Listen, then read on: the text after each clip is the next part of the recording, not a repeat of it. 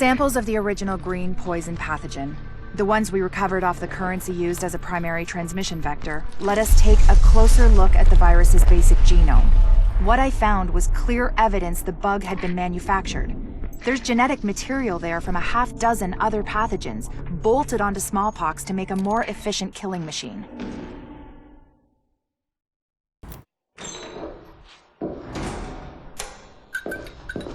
One of the things that makes a virus lethal is adaptation.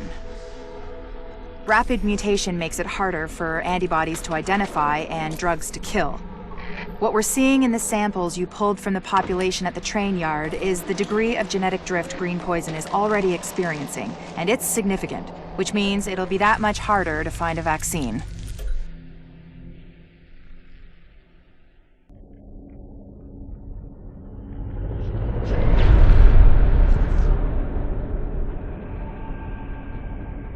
What you're looking at is the smallpox virus.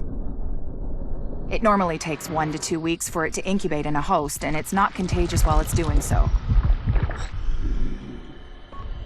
Looking at Amherst's notes, it's clear he wanted to change that, to make green poison infectious while it developed and to speed up that incubation process to make it spread faster. In English, it's more contagious and it reproduces faster. And that's bad.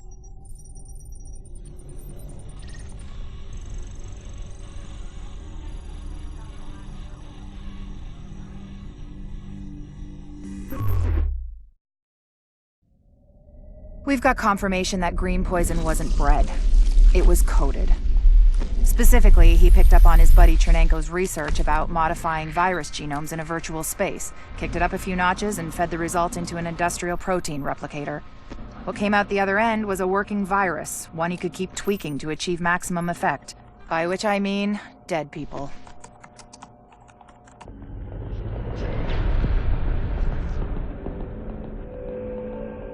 What you're looking at is the smallpox virus, one of the deadliest pathogens on the planet. For centuries, it did a wonderful job of helping keep the human population in check. But times change, and sometimes Mother Nature needs a hand in improving her creations.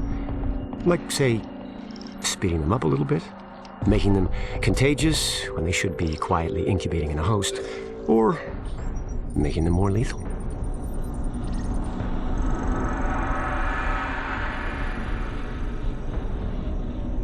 I didn't come up with the approach on my own. My friend Vitaly is one of the pioneers in the field, and the idea has been around for years. Genome as data. You see, once we digitized DNA, we made it infinitely mutable.